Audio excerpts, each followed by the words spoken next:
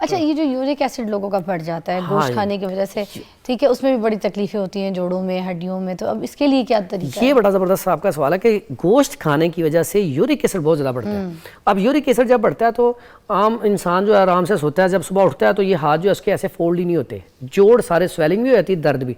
इसके लिए इतना ज़बरदस्त किस्म का ये कहवा है कि अगर आप ना 3 चीज़ें, सौंफ, या आपने सौंफ थोड़ी सी लेनी है, सौंफ आम मशहूर चीज़ है, सौंफ के बाद आपने 2-3 सब्ज़ इलायची लेनी है, और आपने ये इससे भी कम एक छोटा सा टुकड़ा इसका अदरक का लेना है। इसका आपने कहवा बनाना है। कहवा बना के आपने 1 कप सुबह, 1 दोपहर, 1 शाम पी लें। पहले कप के 10 मिनट बाद आपकी ये स्वेलिंग और दर्द वो खत्म हो चुकी होगी इंशाल्लाह। और अगर किसी हज़रात को अगर फौरन अभी तकलीफ हो रही हो तो फौरन उसको ये बना के पिलाओ तो फौरन उस वक्त भी। अच्छा, कैसी बात है, ये लाजमी नहीं कि आपने ईद वाले, जब भी आपके यहाँ पे दर्द हो, जोड़ों में, जॉइंट्स में, कहीं भी स्वेलिंग हो, उसके लिए बेहतरीन है। यूरिक एसिड से हट के भी। हाँ, यूरिक एसिड से हट।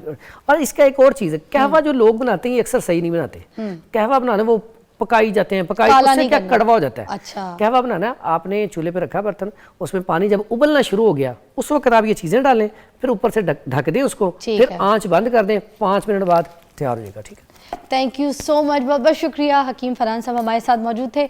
अब यही है कि जो जो चीज़ें हम यहाँ पे आपको बताते हैं उसको इस्तेमाल किया कीजिए, आपकी सेहत है तो सब कुछ है, तो आप खाइए, गोश्त एंजॉय कीजिए, मगर इनके साथ साथ इस तरह की परहेज़ और दवाइयाँ भी इस्तेमाल। ओके जी, मेरे पास ज़बरदस्त मेहमान मौजूद हैं, ठीक है, तो उनके साथ आज हम बात करेंगे कि किस तरीके से ये जो कुर्बानी का गोश्त हम खाते हैं, किस मिकदार में खा सकते हैं, कितना खा सकते हैं, किस तरीके से खा सकते हैं। असल में आपको पता है, हमें तो ये पता है ना कि कुर्बानी का गोश्त खाना है, अब उसको वेल डन करके खाना है, उसको ओवर कुक करके खाना है, उसको नॉर्मल खाना है, थोड़ा सा कच्चा खाना है, ये सब हमें नहीं पता। अब उस गोश्त के अंदर कुछ लोग ये कहते हैं कि बहुत ज़्यादा ओवर कुक कर लो तो उसकी इफादियत ख़त्म हो जाती है, कुछ लोग कहते हैं कि कच्चा खाएँगे तो फिर तबीयत ख़राब हो जाएगी, हज़म भी नहीं होगा जल्दी। तो ये कुछ जो गोरे हैं वो तो स्टेक ऑर्डर करते तो कहते हैं वेल डन नहीं कीजिएगा। तो हम जो इन चीज़ों में फंसे हुए, हमें ये भी पता चलना चाहिए कि गोश्त को किस तरीके से पका के खाना है। और अगर कुर्बानी का गोश्त जल्दी ना गले, कुछ लोगों का कुर्बानी का गोश्त जल्दी नहीं गलता, तो उसके ऊपर फिर वो जानवर पे इल्ज़ाम देते हैं, जानवर ऐसा था, यूँ था, पता नहीं क्या था। तो इसके बारे में भी हम जानेंगे कि किस वजह से होता है ये सब कुछ कि गोश्त जल्दी ना गले, और उसको गलाने के लिए भी क्या कर सकते हैं। ठीक है, हमारे पास है हकीम फरहान साहब, हाफिज़ फरहान साहब, अस्सलाम वालेकुम। वालेकुम अस्सलाम व रहमतुल्लाहि व बरकातुहू। कैसी तबीयत है? अल्हम्दुलिल्लाह। सर थोड़े थोड़े टाइम रहेगा, बिल्कुल थोड़ा टाइम है, बिल्कुल। कल एक आखिरी शो है और फिर परसों ईद की सादत जो है ना, इंशाल्लाह सब लोग बड़े मज़े से मनाएंगे, खुशियाँ करेंगे। आज आपकी बेटी भी आई है, बहुत प्यारी सी माशाल्लाह, बिल्कुल आप जैसी, अल्लाह ताला के नसीब अच्छे करे, है बहुत प्यारी है माशाल्लाह। सही है, सेट है, ओके। देखिएगा, अब अपनी बाबा की बात है ज़रा हमारे साथ। हम ये पूछना चाह रहे हैं कि जो ईद का गोश्त है, कुर्बानी का गोश्त है, कुछ लोगों के पास ना जब पकने को आता है किचन में तो गलता नहीं है जल्दी, फिर गोश्त को जो है ना बोलते रहते हैं कि ऐसा बकरा था, यूँ बकरा था, तो उम्र उसकी ऐसी थी, तो ये थी, वो थी, तो क्या इश्यूज़ होते हैं? इसमें सबसे पहला जो इशू होता है वो ऐसा ही है कि जवान जानवर जो होता है ना, उसका जो गोश्त की भी ना सबसे पहले टेक्निक सीखें कि इसमें कैसा गोश्त ख़रीदना चाहिए या कैसा गोश्त कुर्बानी का होना चाहिए। अगर तो यंग जानवर है, जवान, उसका गोश्त खाना चाहिए। उसका जो कलर होगा ना गोश्त का, वो सुर्ख होगा, सफ़ेदी माइल, सुर्ख होगा, सफ़ेदी माइल। अगर जानवर बूढ़ा है तो उसका बिल्कुल सुर्ख कलर का गोश्त निकलेगा। अब वो गलने में टाइम वाकई लेता है। अच्छा, बूढ़े गोश्त का बिल्कुल ऐसा है। जो जवान जानवर का वो तो टाइम नहीं लेगा, जो बूढ़े जानवर का है सबसे बड़ी निशानी उसकी कि वो सुर्ख कलर में होता है, बहुत ज़्यादा सुर्ख कलर में होता है। अच्छा। और जो जवान होता है सुर्ख होता है लेकिन सफ़ेदी माइल, हल्का सा सफ़ेद, यानी कि कम सुर्ख होता है। अच्छा। और इसी तरह जो बीमार जानवर होता है उसका सुर्ख होता है लेकिन बिल्कुल कम, ज़्यादा वाइट होता है। ये चीज़ें याद रखें। गोश्त है, ये सबसे पहली टेक्निक है।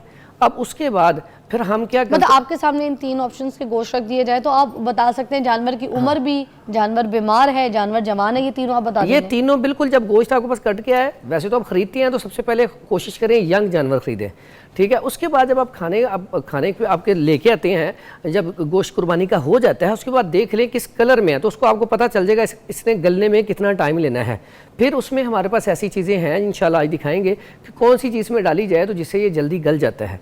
लेकिन इसमें क्या करना है कि ये टेक्निक सीख लें, इसमें सबसे पहले आपको पता हो। दूसरा, जब हम कुर्बानी का गोश्त करते हैं उस वक्त भी बाज़ औक़ात जानवर डर जाता है, ठीक है, बाज़-औक़ात बहुत सारे लोग होते हैं तो वो खौफ में आ जाता है, ठीक है, उसकी वजह से भी ये मामला होता है। तीसरा, जब हम ज़िबा करते हैं उस वक़्त भी उसका कुर्बानी का जानवर डर जाता है, खौफ में आ जाता है, मुझे ये बात समझ नहीं आई लॉजिक क्या। अच्छा, उससे क्या होता है कि एक जब डर और खौफ की हालत में जानवर ज़िबा होता है तो खून की सर्कुलेशन, ग्लाइकोजन जो है वो कम हो जाता है, जिसकी वजह से क्या होता है गोश्त का जो मज़ा होता है ना वो कम हो जाता है। आपने अक्सर देखा होगा कि जानवर जब ज़िबा हो गया था तो कई लोग कहते हैं इसका जायका इतना अच्छा नहीं था, हाँ, बाज़-औक़ात कड़वा था। उसकी बुनियादी वजह बाज़-औक़ात ये होती है जब कर रहे होते हैं ज़िबा तो उसका ब्लड अच्छे तरीके से बाहर नहीं आता, गरम गरम ही लोग उसको ना जल्दी जल्दी करके उसका गोश्त बना के पकाना शुरू कर देते हैं। जब आप कुर्बानी करते हैं, आपने उसको ज़िबा किया, ज़िबा करने के बाद उसे ठंडा होने दें, जब उसका खून का फ़्लो सारा ख़त्म हो जाए उसके बाद उसको फिर करें, फिर उसके बाद उसे पकाना शुरू करें, तो फिर क्या होगा आपका गोश्त गलेगा भी सही, उसका टेस्ट बड़ा अच्छा होगा, ठीक है। जब टेस्ट अच्छा होगा तो खाने में भी ज़बरदस्त होगा। तो दूसरी बात है इसमें यह है कि हम गोश्त तो हमें खाना चाहिए लेकिन बसियार खोरी का भी ध्यान रखना चाहिए कि जो बसियार खोरा सबसे ज़्यादा अमवात इस वजह से होती है कि ज़्यादा खाना खाने की वजह से, ठीक है। तो इसलिए यहाँ पे गोश्त खाएं लेकिन एक तरतीब के साथ। आप बाहर जाए ना तो लोग खाते हैं 1 से 2 पीस उन्होंने खा लिए उसके मटन के या बीफ के, हम तो माशाल्लाह पाव आधा किलो, किलो, 1.5 किलो भी एक टाइम पे खा जाते हैं। किसी भी चीज़ की ज़्यादती जो है वो नुकसान की तरफ जाती है, तो ये चीज़ हाथ हमें ज़रूर रखनी चाहिए। अच्छा। तो गोश्त को गलाने के लिए इंशाल्लाह यहाँ पे आपको वैसे तो लोग पपीता डालते हैं ना गलाने? पपीता, कच्चा पपीता, पक्का नहीं। अच्छा। कच्चा पपीता जो है उसे लगा के रख दें, उससे बड़ी जल्दी गल जाएगा। इसके साथ एक कचरी होती है, कचरी, ठीक है, कचरी पाउडर जो है उससे भी ज़्यादा तेज़ है। अच्छा। आप कभी भी कोई चीज़ नहीं गल रही, आप कचरी पाउडर डाल दें फौरी तौर पे, देखें सबसे बेहतरीन, फिर उसका साइड इफेक्ट तो नहीं खराब। अच्छा, कैसी बात, उसका टेस्ट भी अच्छा, फिर खाने में जल्दी हजम भी होगा, ठीक है, डाइजेस्टिव सिस्टम भी ठीक।